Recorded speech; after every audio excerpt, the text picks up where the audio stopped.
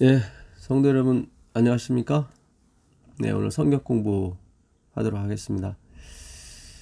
오늘 성경 공부는 잘못된 결정들의 대처함,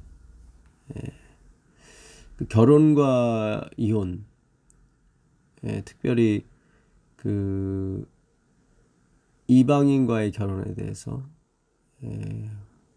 에스라서와 느헤미야서에서 나오는 그 말씀들을 중심으로 우리가 오늘 성경을 공부해 보도록 하겠습니다. 기억전은 에스라서 9장 6절입니다. 에스라서 9장 6절 말하기를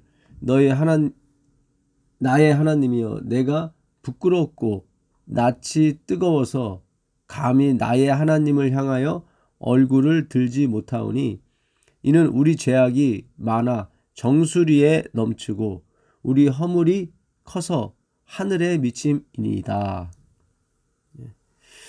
그 에스라서 느헤미야서에 우리가 공부하고 있는데요. 이제 12번째 시간인데 그 이스라엘 백성들이 우리가 이방인과 결혼하지 않겠다고 해놓고 이제 한 110상 정도가 이방 여자를 들여서 아기까지 낳았습니다. 에스라는 자기는 그런 적은 없었죠. 그렇지만 그들과 똑같이 자기를 지금 비유하고 있습니다. 우리 죄악이 정수리에 넘치고, 정수리 아시죠? 이 머리 끝, 그러니까 우리의 키를 넘었다는 거죠. 그러니까 우리는 완전히 죄악에 가득 차 있다는 거죠. 우리의 허물이 커서 하늘에 미쳤어요. 이제 우리 키를 넘어서 이제 하늘에 닿았어요. 우리 죄악이. 이거는 뭐 그 에스라의 겸손을 얘기하는 것이 아닙니다. 그 하나님은 완전한 것 아니면 받질 않으세요. 그러니까 이스라엘 백성을 하나로 보는 거예요, 다. 근데 거기에 일부가 110쌍이 이방인 여자와 결혼했어요. 그래서 하나님의 율법을 범했어요. 안식일을 범하고 11조를 범하고. 그 완전하지 않은 상태이기 때문에 다 멸망이에요. 다 멸망이에요.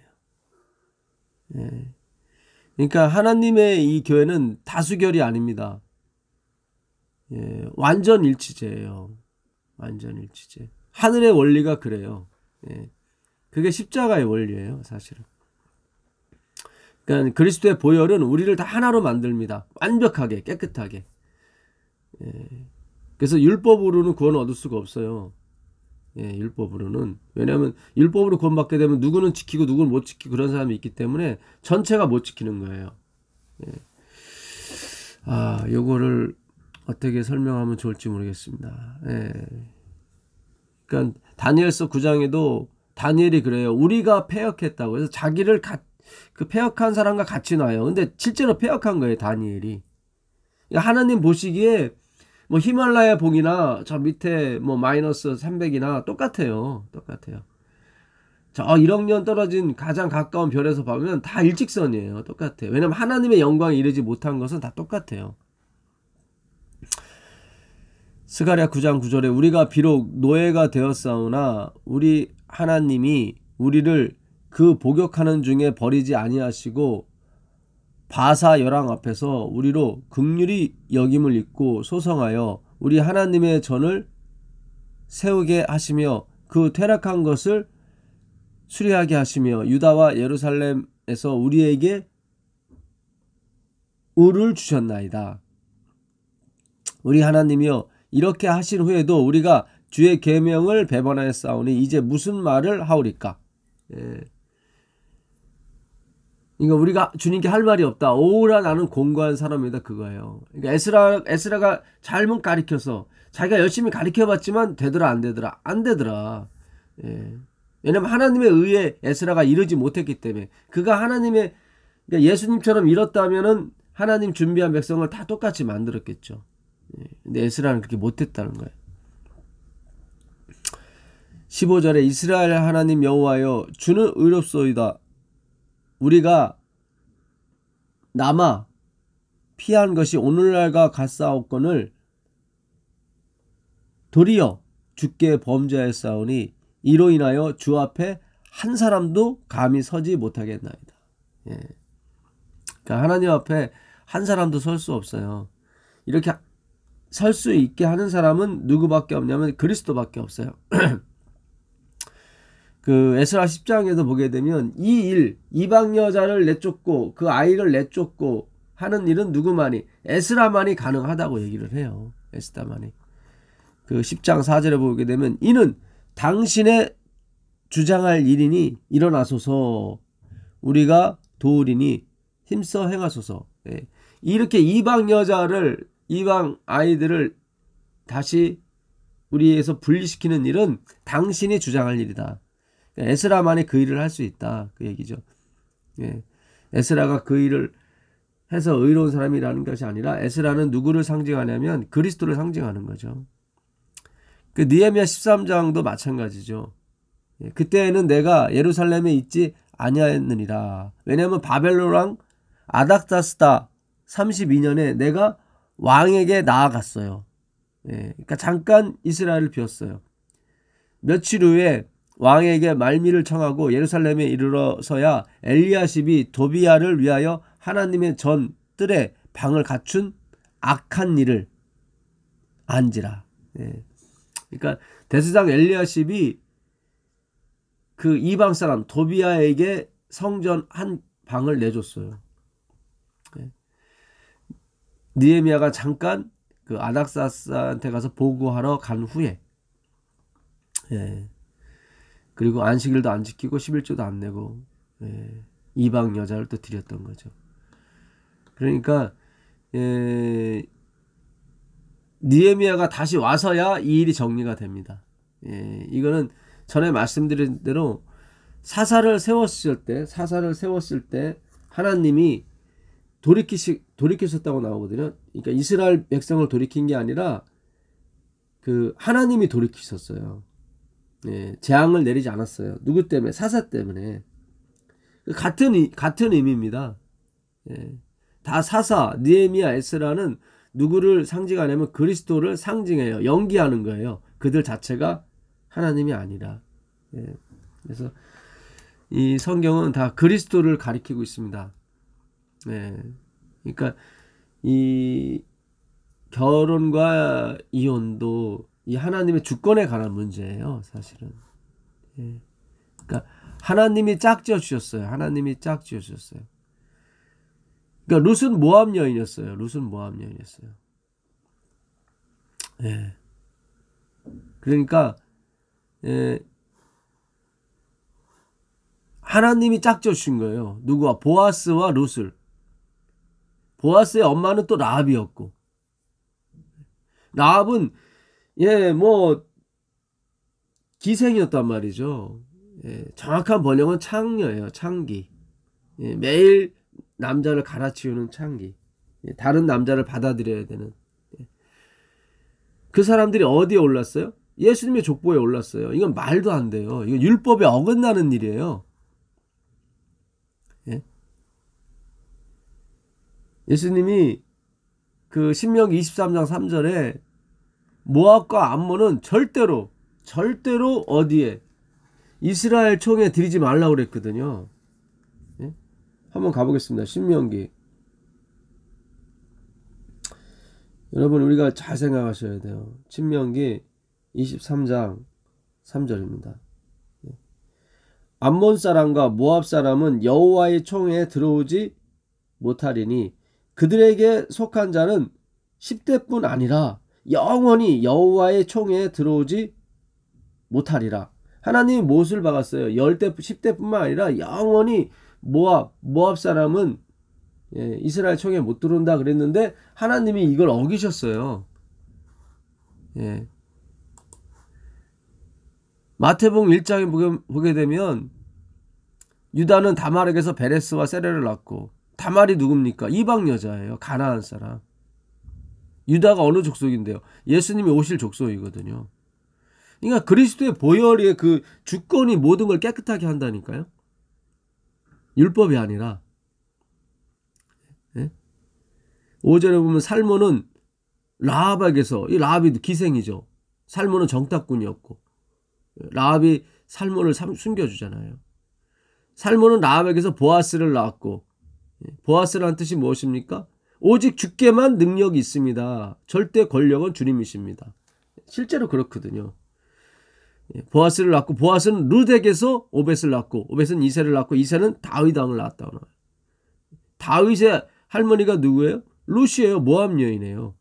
모압 남자도 부정할 판인데 더더욱 완전히 없어져야 되는 존재, 여인. 이번 주 교과에 그 에스라가 110명이나 되는 그 이방 여자, 모압 여자, 암몬 여자를 다 내쫓습니다. 그 자녀까지.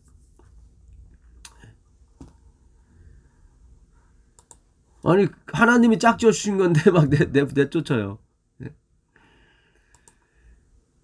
그 이유는 그 아이들까지 내쫓은 이유는 아이들이 히브리 말을 못해요.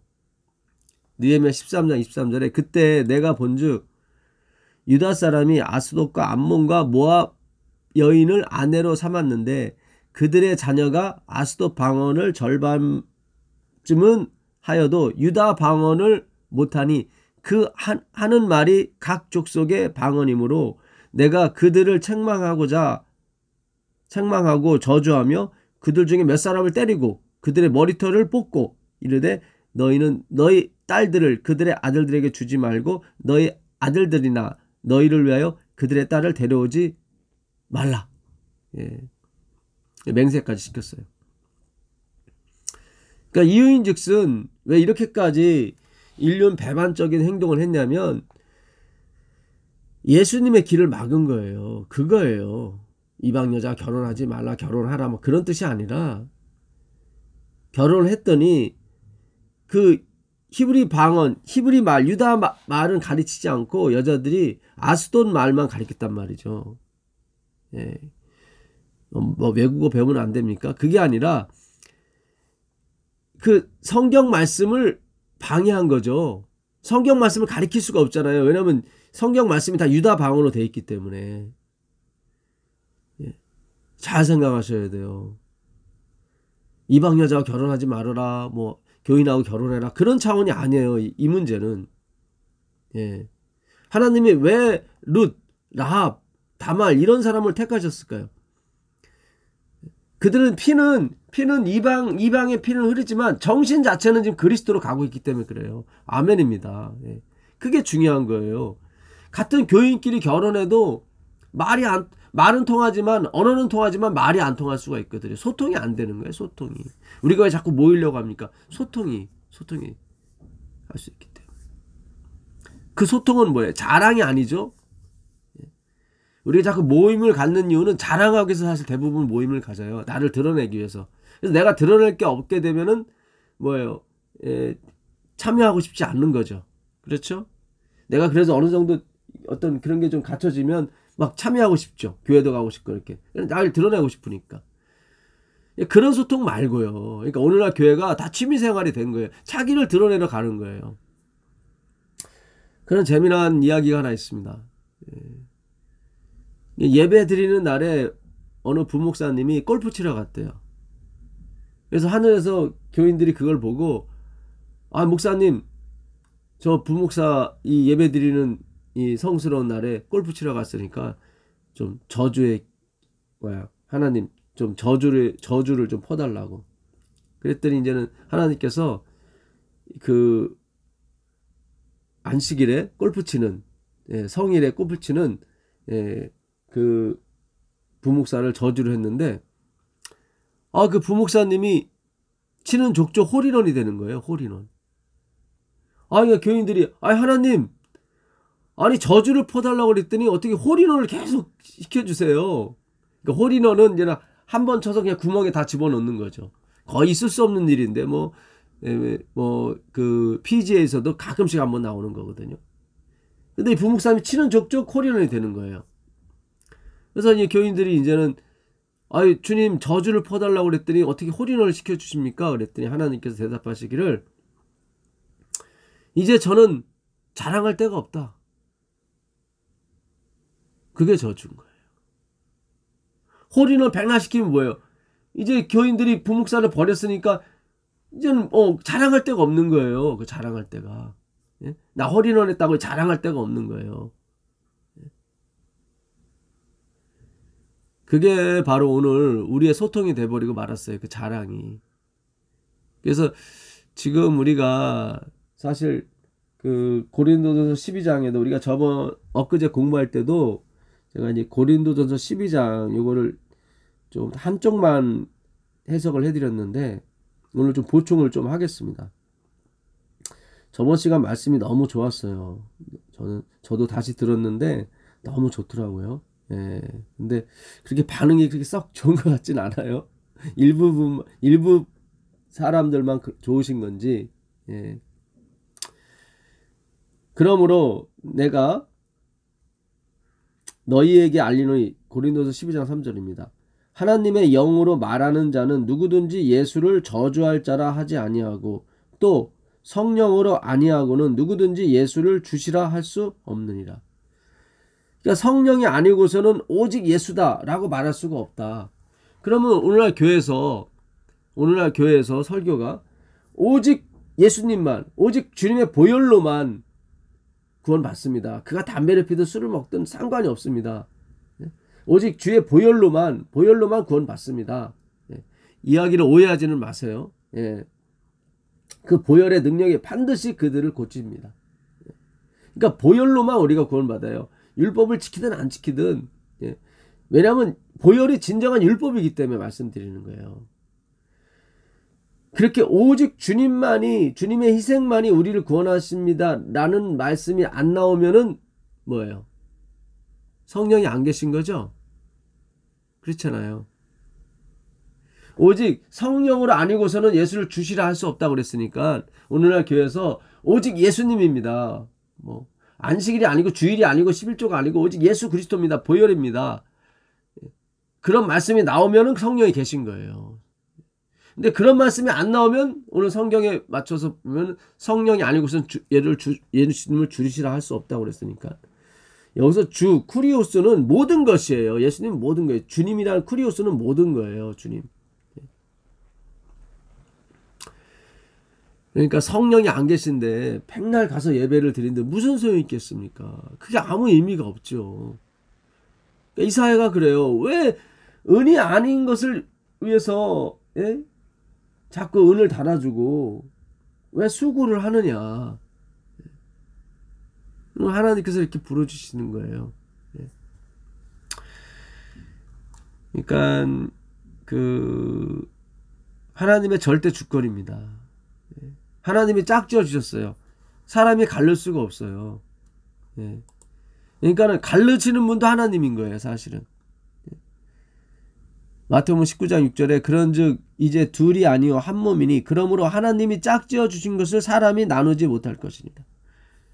이거는 이제 예수님과 우리를 짝지어 주신 것을 지금 비유하시는 거죠. 사실은 사람을 나누는 게 아니에요. 지금 하나님이 짝지어 주셨다는 것은 아담과 하와를 얘기하는 건데 아담은 예수님을 표상하거든요. 하와는 우리 교회를 표상하는 거고. 이것도 하나님의 절대 주권, 하나님의 예정, 계획에 속한 부분입니다. 하나님이 짝지어 주신 것을 사람이 나눌 수 없다. 인본주의, 행위가 나눌 수 없다. 이제 그런 얘기죠. 진정한 의미는 그런 거예요. 그러나 겉으로 보는 의미는 뭐예요? 하나님이 우리를 결혼시키고 짝지어 주셨다. 그러니까 보아스와 룻을 짝지어 주셨어요. 모압 여인을. 라합과 살몬을 짝지어 줬어요. 기생과 그 하나님의 백성을. 그 하나님의 주권이에요. 그 문제는 주권이에요. 율법을 어겼죠. 겉으로 보는 율법. 진정한 율법을 어기지 않으셨어요. 왜냐하면 그들은 그리스도의 보혈을 믿은 사람들이기 때문에. 그러니까 우리가 이걸 아셔야 돼요. 그러니까 레위기 10장 10절 이번 주 교과에도 저자분이 그런 말씀하시는데 그리하여 너희가 거룩하고 속된 것을 분별하며 부정하고 정한 것을 분별하고 우리가 전에 다 배웠던 내용입니다. 이걸 가지고 저자분께서 봐라 믿지 않는 사람과 결혼하면 안 된다. 교인끼리 해야 된다. 이런 식으로 말씀을 하시는 거예요. 물론 반드시 교인하고만 하라 그런 글은 없었지만 그런 뉘앙스가 있어요. 약간은. 그러니까 교인이라도 이게 언어가 아니라 말이 통해야 돼. 10년만 받았다고 되는 문제가 아니라 이 말이죠. 같은 교인이라도 그리스도가 없으면, 오직 예수 그리스도가 아니면 이게 합할 수가 없어요. 더 힘든 거예요. 더 힘들어.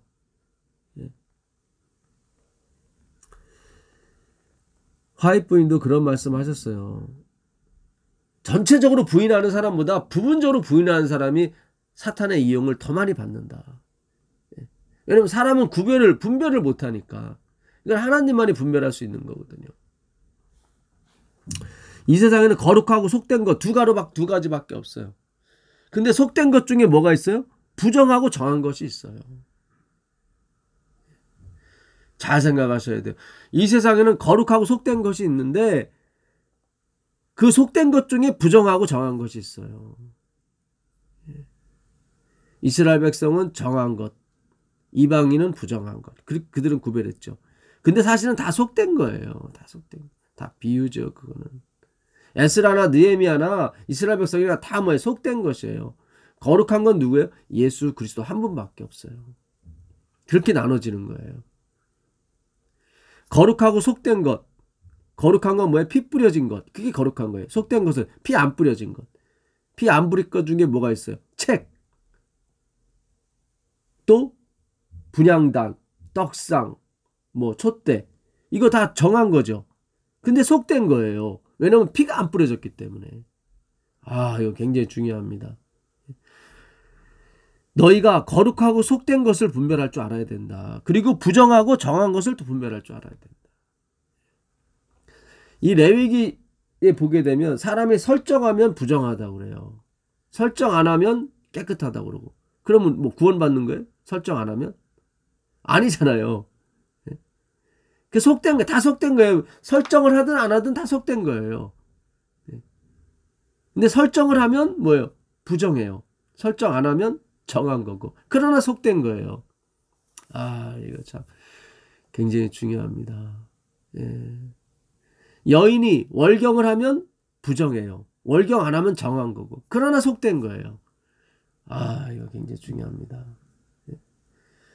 하나님이 그러시잖아요. 이스라엘 백성의 죄악이 월경 중에 있는 여인과 같다. 월경은 뭐예요? 그 피거든요. 수정되지 않은 피. 아이가 나오지 않은 피.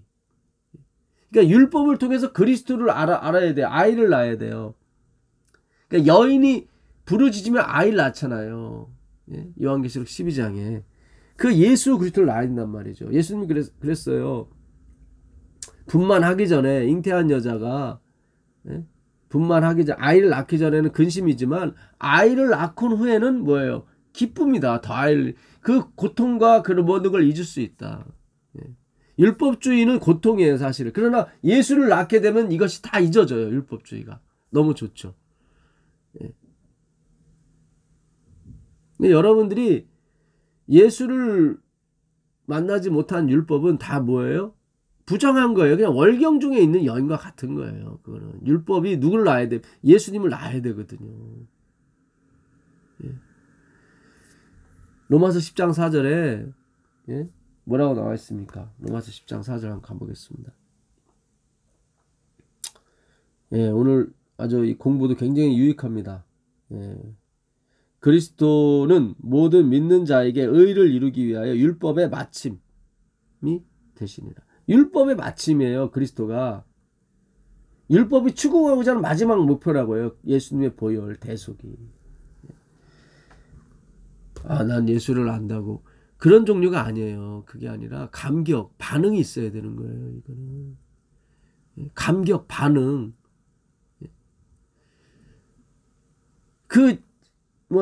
10명의 문둥병자 치료만 받았지만 한 명만 와서 반응하잖아요. 한 명만 와서 죽게 살해하잖아요. 이게 참 굉장히 중요합니다.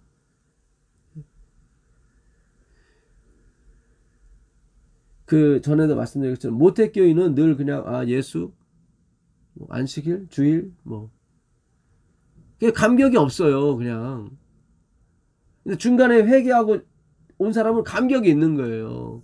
그래서 우리가 하나님 이 재림교회 안에 율법주의를 허용하신 거예요. 고생 한번 해봐라. 그래야 10원짜리 만원짜리가 얼마나 귀중한 걸 알게 될 거다. 그 얘기예요. 예수님의 보혈이 귀하게 보이는 거예요. 우리가 그걸 잃어보려고 했기 때문에. 예. 그게 진짜 보혈이 되는 거예요. 보혈의 능력이 되는 거예요. 이제 율법주의에서 나오셔야 돼요. 누구나 담배 피든 술을 먹든 뭘 하든 라합은 기생이에요. 기생. 다 구원의 족보에 올라가잖아요. 그게 모압년이 됐든 암몬 사람이 됐든 상관이 없는 거예요. 진정한 모압 암몬은 누구예요? 구원받지 못한 사람이 그 사람이 비록 이스라엘이라도 이스라엘 자손이 아니라니까요. 그 사람은 모압 암몬이라니까요. 마태복음 23장 13절에 화 있을진저 외식하는 서기관들과 바리새인이요, 너희는 천국문을 사람들 앞에서 닫고 너희도 들어가지 않고 들어가려 하는 자도 들어가지 못하게 하는도다.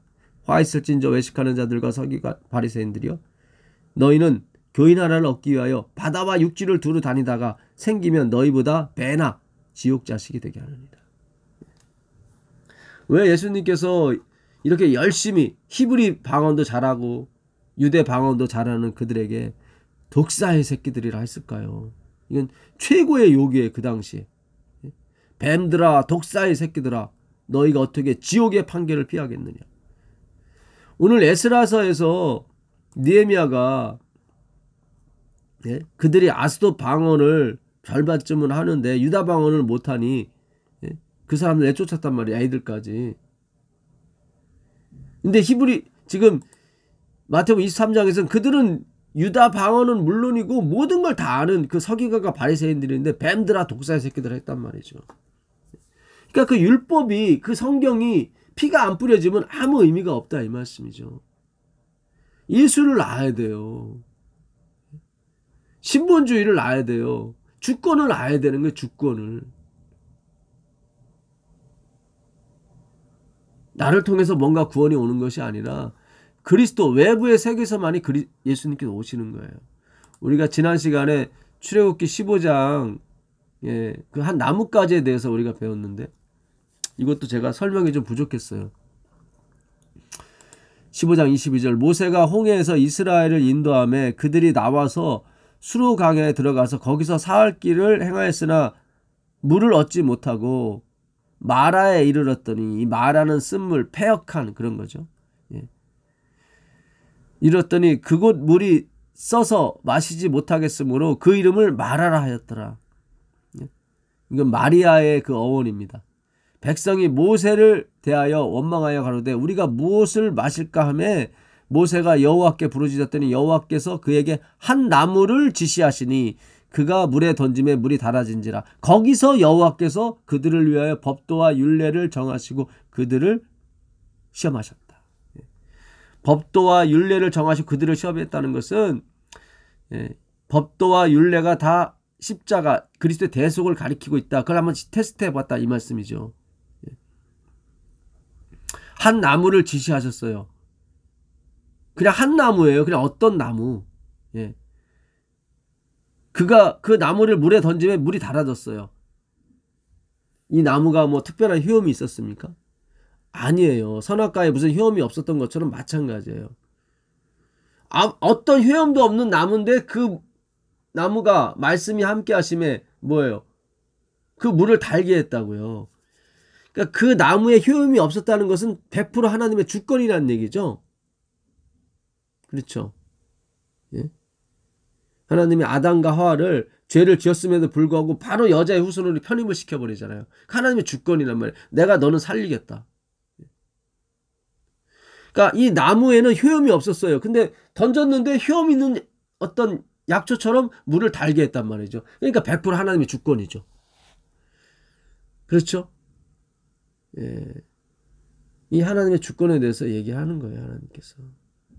그러니까 짝지어 주시는 분도 하나님이고 나뉘게 하시는 분도 하나님이다 이 얘기 뜻이에요. 그렇죠? 제가 뭐 이혼을 조장하거나 그런 게 아니에요. 그런 게 아니고 이방인과 막 결혼해라 뭐 그것도 아니고 모든 것이 하나님의 섭리란 말이죠. 혹 내가 이방인 믿지 않는 여자 믿지 않는 남자와 결혼했다고 그래서 뭐 크게 뭐 죄를 져서 구원받지 못하고 그런 측면이 아니란 말이죠. 왜 느헤미야가 히브리 방언을 못하기 때문에 그 이방 사람을 내쫓았냐면, 이 말씀이 계속 전해지지 않으면, 예수님이 전해지지 않으면 예수님이 못 오시거든요. 그러니까 예수의 길을 막는 것을 다 어떻게 해요? 느헤미야가 처치를 한 거예요. 에스라도 마찬가지고. 그러니까 결혼제도보다 더 중요한 게 하나님의 말씀이나 이 말이죠. 사실 뭐 오늘 이번 주 교과는 그들의 뭐 결혼 자체가 원천 무효이기 때문에 다 내쫓고 애들을 다 뭐 이렇게 해도 상관없다는 식으로 이렇게 약간 말씀하시는데, 아이고 그게 모르겠어요. 예. 조금 아슬아슬한 말이에요, 사실은. 예. 그럼 뭐 룻하고 뭐 보아스는 뭐 그것도 원천 무효입니까? 아니잖아요. 하나님이 짝져 주셨잖아요. 그러니까 하나님이 짝져 주신 게 맞아요. 그리고 하나님이 또 가르시는 거예요. 사람이 가르지 못한다는 얘기는 하나님만이 가를 수 있다는 얘기죠. 그게 어디 있어요?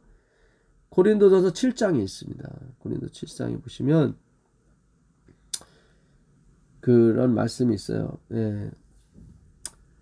나는 모든 사람이 나와 같기를 원하노라. 그러니까 저기 바울이 독신이었거든요. 그러나 각각 하나님께 받은 자기의 은사가 있으니 이 사람은 이러하고 저 사람은 저러하리라. 그렇죠. 그러니까 하나님이 정해주시는 거지 꼭 나처럼 살아야 되는 것이 율법은 아니다. 그 얘기죠. 사실 바울은 사나들인 회원이에요. 그 당시 71명의 국회의원 중에 한 사람이었는데, 사나들인 회원은 반드시 결혼한 사람이나 가능했거든요. 그러니까 바울이 지금 혼자 산다는 것은 사별을 했거나 이혼을 했거나 둘 중에 하나인 것입니다. 내가 결혼하지 아니한 자들과 과부들에게 이르노니 나와 같이 그냥 지내는 것이 좋으니라. 그렇죠. 권고사항이에요. 그러나 하는 사람은 이러하고 저러하다, 그런 얘기예요. 만일 절제할 수 없거든 결혼하라. 정욕이 불같이 타는 것보다 결혼하는 것이 나으니라. 그렇죠. 왜냐하면 결혼 안 하고 독신하는 것이, 이런 행위가 우리를 구원하는 것이 아니기 때문에, 바울은 철저하게 그리스도의 보혈에 섰기 때문에 결혼을 하든 안 하든 뭐 과부로 살든 혼자 살든 상관이 없다. 그러나 정욕에 불타는 사람은 결혼해라. 결혼해라. 그러니까 결혼하면 안 좋은 사람이고 결혼 안 하면 깨끗한 사람이고, 그런 거 아니에요. 그런 거 아니에요. 다 복음을 위해서, 그리스도를 지켜내기 위해서 결혼을 하든 안 하든 그것이 목적이 돼야 된다, 이 말씀이죠. 결혼한 자들에게 내가 명하노니 명하는 자는 내가 아니요 주시라. 여자는 남편에게서 갈리지지 말고, 만일 갈리었으면 이혼했으면 그대로 지내든지 다시 그 남편과 화합하든지 하라. 남편도 아내를 버리지 말라. 그 나머지 사람들에게 내가 말하노니 이는 주의 명령이 아니라 만일 어떤 형제에게든지 믿지 아니하는 아내가 있어 남편과 함께 살기를 좋아하거든 그를 버리지 말고. 지금 여기 이야기는 나머지 사람, 이제 뭐 이게 이제는 주님이 아니라 바울이 권고한다는 거죠. 근데 이게 성경에 나와 있기 때문에, 사실 성경은 성령의 감동으로 된 것이기 때문에 바울이 주가 아니고 내가 권고한다 할지라도 이건 지금 성경으로 채택이 됐기 때문에 하나님이 하시는 말씀이에요. 어떤 여자에게 믿지 아니하는 남편이 있어 아내와 함께 하기를 좋아하거든 그 남편을 버리지 말라. 그러니까 믿지 않는 아내와 남편이 있는 사람들은, 만약에 그 믿지 않는 아내와 남편이 난 당신과 계속 살고 싶어, 당신이 좋아, 이러면은 같이 살라는 거예요. 왜냐면 혹시 그 여자가 이 믿는 남편으로 인해서 예수님 믿을 수 있으니까. 믿지 아니하는 남편이 아내로 말미암아 거룩하게 되고, 이거는 예수의 보혈을 믿는다, 그런 뜻입니다. 믿지 아니하는 아내가 남편으로 말미암아 거룩하게 되나니 그렇지 아니하면 너희 자녀도 깨끗하지 못하리라. 그러나 이제 거룩하니라. 그러니까 이 말씀에 비춰보면은 암몬 여인, 모압 여인을 며느리 드리는 사람들을 다 그 자녀와 함께 내쫓는 것은 잘못된 거예요, 사실은. 그렇죠. 근데 그 당시는 그런 특수한 상황이 있었다 이 말이에요. 그것도 그 주님의 주권이라 이 말이죠. 혹 믿지 아니하는 자가 갈리거든 갈리게 하라. 형제나 자매나 이런 일에 구애될 것이 없느니라. 그러나 하나님은 화평 중에서 너희를 부르셨느니라. 아내된 자여 네가 남편을 구원하는지 어찌 알 수 있으며 남편된 자여 네가 네 아내를 구원하는지 어찌 알 수 있으리요. 오직 주께서 각 사람에게 나눠주신 대로 하나님이 각 사람을 부르신 그대로 행하라. 내가 모든 교회에서 이와 같이 명하노라. 여기 맞죠?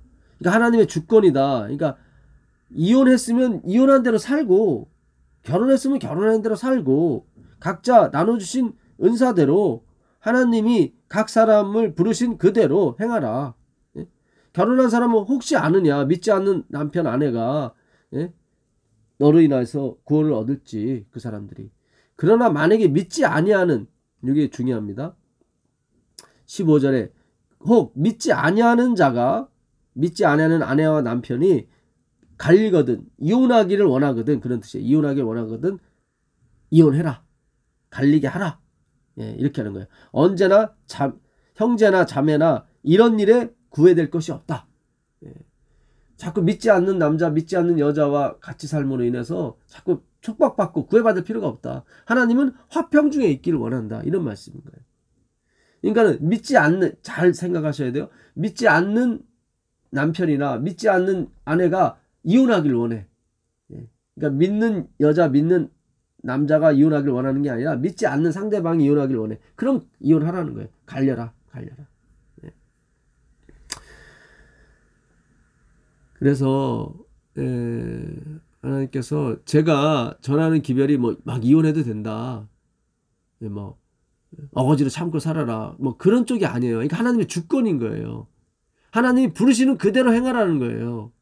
그러니까 참새 한 마리도 하나님 허락지 않으면 떨어지지 않는 거예요. 그러니까 너무 죄책감이나 죄의식에 사로잡혀서 이혼하신 분이 나는 얼굴도 못 뜨고 다녀, 그런 쪽이 아니란 말이죠. 그렇다고 난 이혼한 게 하나님 뜻이야 뭐 당당하게 얼굴 들고 다니고 그런 얘기도 아니고, 그러니까 오직 그리스도에게만 초점을 맞추라 이 얘기예요.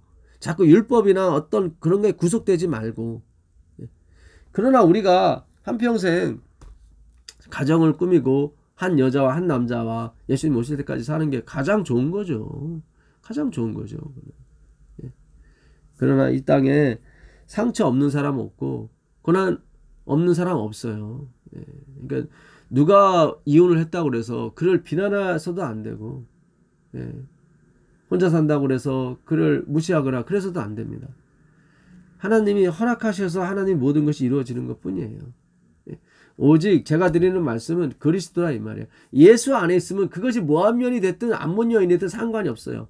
그러나 예수 밖에 있으면 아무리 이스라엘 중에 이스라엘이라도 그거는 이스라엘이 아니에요. 바울이 그러잖아요. 이스라엘에서 난 자가 다 이스라엘이 아니다. 로마서 한번 가보겠습니다. 로마서 9장 6절 보겠습니다. 그러나 하나님의 말씀이 폐허진 것 같지 않도다. 이스라엘에게서 난 그들이 다 이스라엘이 아니다. 여기 나오잖아요. 이스라엘에서 난 자가 다 이스라엘이지 무슨 이스라엘이 아니에요. 근데 아니라고 그러잖아요. 하나님 보시기에 아니다. 그러니까 혈통으로 육정으로 된 게 아니란 말이에요. 그걸 보셔야 돼요. 그러니까 룻은 모함 여인으로 태어났지만 사실은 이스라엘이에요. 라합도 마찬가지고요. 다말도 마찬가지고. 하나님은 오늘 그런 사람을 찾으신단 말입니다. 재림교인이 반드시 결혼해야 된다? 그런 법은 없어요. 예수를 아는 사람끼리 결혼하는 게 가장 좋은 것입니다. 오늘 우리가 이 하나님 말씀을 통해서 진정으로 하나님 백성이 누군가, 재림교인이 누군가, 그거를 좀 알아볼 필요가 있습니다. 교회정원 1권 326페이지인데 사단은 우리의 믿음 전부를 반대하는 자들보다 부분적으로 반대하는 자들을 더욱 성공적으로 이용할 수 있다. 아까 말씀드렸죠. 사탄은 믿음 전부를 반대하는 자들보다, 그 사람들은 구별하기가 쉬우니까, 그러나 부분적으로는 받아들이고 부분적으로 반대하는 자들을 더욱 성공적으로 이용한대요. 사단은. 진리를 부분적으로 믿는 자들을 통하여, 그러니까 예수를 부분적으로만 믿는 거예요. 예수도 믿고 율법도 지키고 그래야 된다. 이렇게 부분적으로 믿는 자들을 사단은 이용하기가 좋아요. 믿는 자들을 통하여 오류를 가져오는 그의 교묘한 방법은 많은 사람들을 기만했다. 이거 얼마나 교묘한지 몰라요. 우리가 다 겪어봤잖아요. 예수도 믿어야 되고 율법도 지켜야 되고 막 이런 거 있잖아요. 예수도 믿어야 되고 주일도 지켜야 되고 뭐 이런 거 있잖아요. 똑같은 거예요. 똑같은 거. 그들의 믿음을 빗나가고 흩어지게 했다. 그래 빗나가게 목적에서 빗나가게 했단 말이죠. 자꾸 다른 거예요. 뭐 결혼 문제, 뭐 이런 이방인과의 결혼 문제, 이런 문제를 율법을 막 너무 확대 해석을 해가지고 예수를 모르고 나뭇가지만 던진다고 되는 게 아니잖아요. 주위에 피가 묻어야 된다고요. 이 세상에는 거룩한 게 있고 속된 것이 있단 말이죠. 두 개밖에 없어요. 속된 것 중에도 두 개밖에 없어요. 정하고 부정한 게 있단 말이죠. 정한 건 뭐예요? 피 뿌려지지 않은 책, 분향단, 촛대, 이거 다 정한 거죠. 그러나 거룩하진 않아요. 피가 뿌려져야 거룩하다 이 말이에요. 이 하나님 말씀을 잘 해석하셔야 돼요. 어떤 사람들은 기별의 일부분은 받아들이고 다른 부분은 거절한다. 어떤 사람들은 안식일을 받아들이지만 셋째 천사의 기별은 거절한다. 이 사람들이 문제인 거예요. 안식일만 지킨다고 재림교인이 아니에요. 그런 거 아니에요. 이 안식일은 그냥 표라니까요. 표. 진정한 건 뭐예요? 셋째 천사의 기별이에요. 셋째 천사의. 믿음으로 말미암은 의. 오직 그분만이 창조주시다. 과거에 창조했던 지금 창조했던 행위의 창조도 다 포함하는 거예요. 그분만이 일하시는 거예요. 근데 그 셋째 천사의 기별은 거절해요. 그럼에도 불구하고 그들이 안식일을 받아들였기 때문에 그들은 현대 진리 전부를 믿는 자들의 단체에 속했다고. 그러니까는 제7일 안식일 예수재림교회 단체에 속했다고 주장한다. 아니라는 거죠. 그들은 재림교인이 아니라는 거예요. 안식일은 받아들였지만 오직 예수 이 기별을 받아들이지 않는다면 그들은 현대 진리 전부를 믿는 자들의 단체에 속했다고 주장해서는 안 된다. 그런 다음에 그들은 다른 사람들을 그들의 동일한 흑암의 처지에 빠뜨리고자 노력한다. 그 흑암이라는 거예요. 그게 결국 빛이 아니에요. 라오디게는 하나님이 결국 내치게 돼 있어요. 직설법이에요. 그게 뭡니까? 가정법이 아니에요. 너희가 이렇게 차지도 아니하고 더럽지도 아니하니 내 입에서 토하여 내치리라. 다 직설법이에요. 이루어져야 되는 거예요. 라오디게는 하나님 버리신다고요.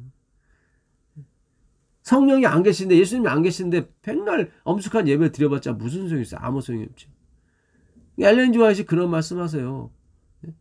마지막에 예수님 오기 직전에 그렇게 거룩한 예배가 드려지고 그렇게 정숙하게 안식일을 지키면서 예배를 드리지만 하나님은 안 계시다고. 성령이 안 계셔요. 오직 예수 거기에만 계셔요. 갈부분 기별 1권 22페이지에 보게 되면 혹시 우리들은 교회 전체가 부흥하게 되기를 바라고 있는가? 우린 교회 전체가 부흥하게 되길 바라고 있는 거죠.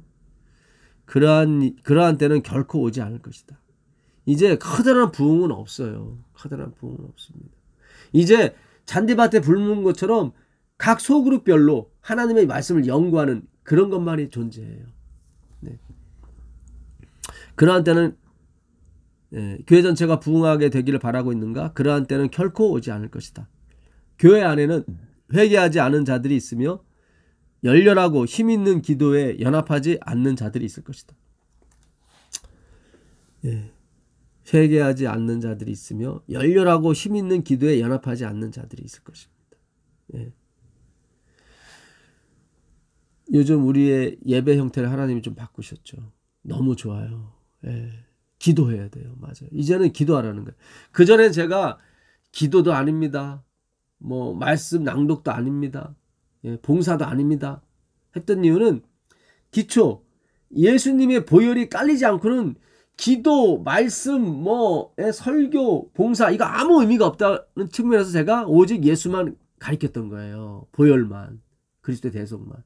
그러나 그리스도의 대속, 기초가 됐을 때는 그 다음부터 기도하셔도 되고 그 다음부터 뭐예요? 말씀을 읽으셔도 되고 그 다음에 봉사, 헌금하셔도 되고 이렇게 돼요. 예. 그래서 지금은 하나님께서 하나씩 이제는 기초가 됐다고 생각하시는 것 같아요. 그래서 이제 기도하라는 거예요. 그래서 우리가 예배 중에 우리 기도하지 않습니까? 너무 좋다고 그러시더라고요. 이제 기도하세요. 각 가정에서도 기도하시고 이 집회를 위해서, 말씀 연구를 위해서, 나의 신앙을 위해서 기도하세요. 우리 가정을 위해서. 하나님이 들어주실 것입니다. 우리는 개별적으로 사업에 투신해야 한다. 이걸 제가 말씀드리려고 하는 겁니다. 우리는 개별적으로 사업에 이제 투신해야 한다. 이제 전체적인 부흥은 없다. 그런 부흥은 없다. 그때는 그런 때는 결코 오지 않을 것이다. 교회 안에는 회개하지 않은 자들이 있으며 열렬하고 힘 있는 기도에 연합하지 않는 자들이 있을 것이다. 우리는 개별적으로 개별적으로 사업에 투신해야 된다. 개별적인 개인적으로 주님을 만나야 되는 거예요. 그래서 요즘 우리 주변에 일요일교도 그렇고 재림교도 마찬가지고 교단을 떠나서 이렇게 개별적으로 예배드리고 개별적으로 연구하고 기도하시는 분이 점점 생겨나는 이유가 그런 것입니다. 우리는 개별적으로 사업에 투신해야 한다. 투신이에요. 여기에 올인하셔야 되는 거예요. 이제 오직 예수입니다. 예수 안에 있는 사람만이 이스라엘 참 백성이고, 내가 아무리 100년간 안식일교회에 있었고 100년간 내 조상이 교회 안에 있었을지라도 내가 지금 오직 예수 그 안에 있지 않으면 우리는 모압 자손이고 암몬 자손인 것입니다. 하나님이 내치게 될 것입니다. 오직 그리스도의 공로에 의지하셔서 오늘도 승리하시는 여러분과 제가 되기를 간절히 바라면서 성경 공부 마치도록 하겠습니다. 하늘에 계신 아버지 하나님 감사합니다. 오직 주님이십니다. 주님만의 절대 주권자이시고 하늘과 땅과 바다의 모든 권세를 가지셨습니다. 이제 주님만을 예배하고 주님만을 알아가는 저희 백성들이 될 수 있도록 허락해 주시옵소서. 이제 개별적으로 하나님 사업에 투신해야 된다고 말씀하셨습니다. 주여, 주께서 불을 당겨 주시옵소서. 예수 그리스도의 이름으로 기도합니다. 아멘.